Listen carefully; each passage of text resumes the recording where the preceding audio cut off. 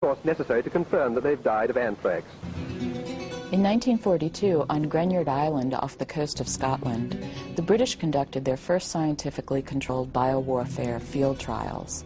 Scientists exploded anthrax bombs near immobilized sheep to determine if the spores would survive an explosion and retain the ability to infect anyone nearby. Test results showed that anthrax could in fact be effectively dispersed by explosive devices and could also remain viable in the soil for decades. This brought home the realization that if an anthrax bomb were dropped on a city like London, the results could have been catastrophic. Greenyard Island was declared off-limits until it was decontaminated in the 1980s.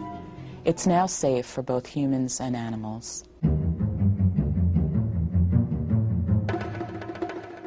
Like our allies, the United States responded to the perceived threats from Germany and Japan.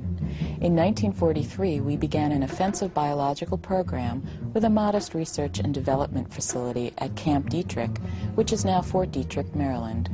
By the end of the program, we had weaponized a total of 7 incapacitating or lethal human agents, including anthrax. In 1969, Richard Nixon renounced the use of biological weapons for the United States.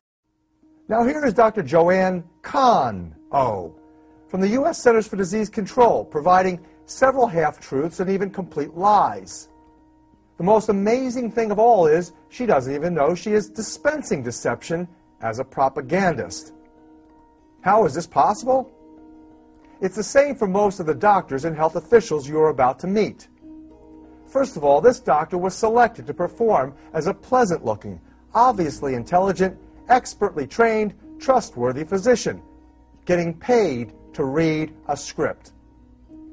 You can assume that while she thinks she is serving the best interests of our nation, all she really knows is what was given to her to read from a script on the left side of her camera. If she was really an expert, not simply made to look like one, she would know after critically reviewing textbooks, congressional records, and several history books on biological warfare that some of her dates are off and all of her information is misleading.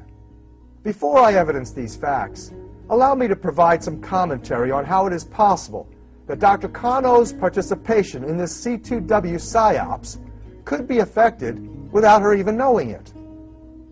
Many of you have seen or heard about the movie The Manchurian Candidate. This is rich people, Manchurian Global, funding bad science. Raymond Shaw is probably the kindest, bravest human being I've ever known. Hypnotized government assassins who, like Dr. Kahn-O here, had no idea they were being used to kill. They are mind-controlled and behaviorally engineered to serve unwittingly military agendas and CIA programs. Medical education relies on many of the same training methods. Medical schools conduct a virtual hazing process they call professional training.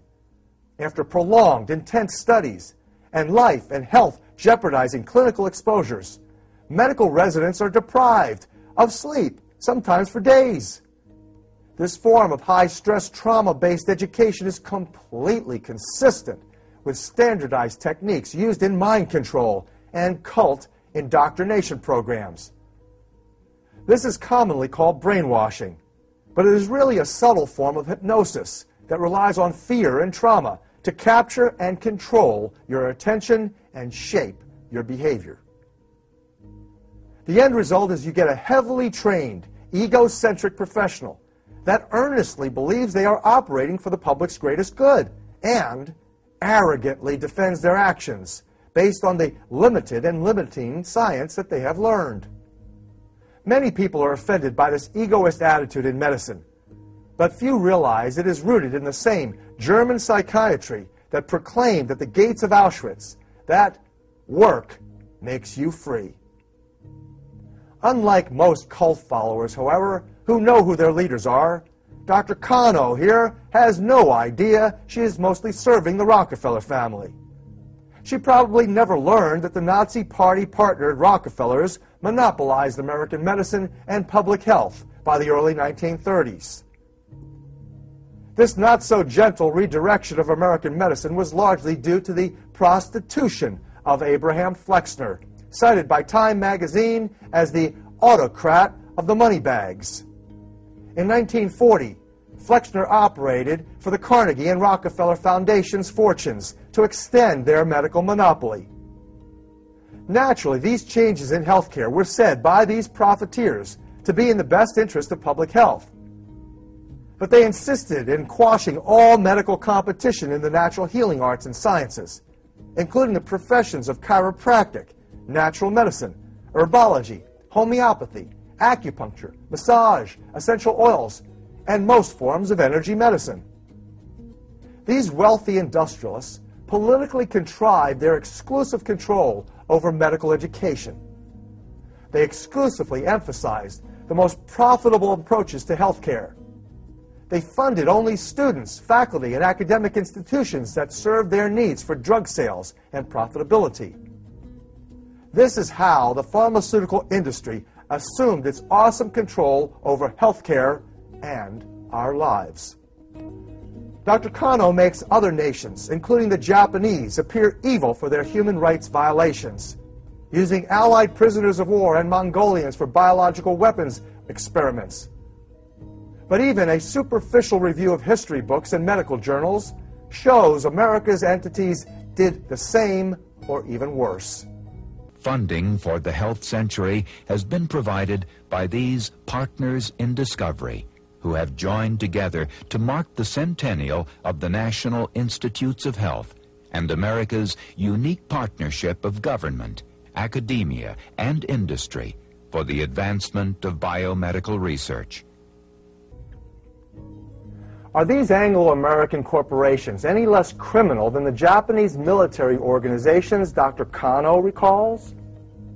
And her date is off. It was 1941, according to this text of the United States Congressional Record, that America's biological weapons program began under the direction of George W. Merck, president of the German drug giant, the Merck Pharmaceutical Company. Though many people recall the Tuskegee syphilis study conducted by the United States Public Health Service, infecting 400 black men with the deadly syphilis bacteria, few people ever heard about the Rockefeller Institute's Puerto Rican cancer experiment of 1932 that killed at least 13 innocent people by injecting them with cancer viruses. The Tuskegee experiment victims remained untreated as part of their study until 1972, after which many more died of diseases associated with their infections. Yet, even these damaging experiments paled by comparison to the deaths and disease caused by Merck Pharmaceutical Company's recent release of Vioxx. This harmed millions of people worldwide prior to the company pulling it from the market. So America was by no means lagging behind the Nazis, the Japanese, or even the Russians in administering atrocities, as Dr. Kano leads you to believe. Suspiciously, you can't even read the secret document the government presents here to support its claims, but you can read the ones I'm about to present. Dr. Kano contends that the Dietrich operation was, quote, a modest research and development facility, end quote. In fact, Dietrich's own history recalls it being a large, sophisticated biological warfare testing center.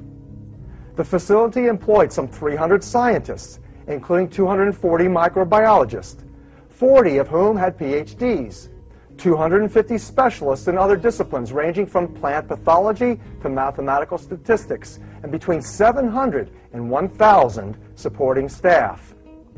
The operations occupied some 1,230 acres of federally owned land, upon which 450 structures were maintained. It produced annually some 900,000 mice, 50,000 guinea pigs, 2,500 rabbits, and 4,000 monkeys. There was also a large corral area for holding larger animals such as horses, cattle, and sheep.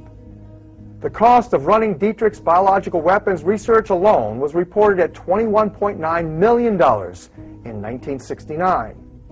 And here's another fact. by the falsely alleged end of Fort Detrick's biological weapons program. In 1969,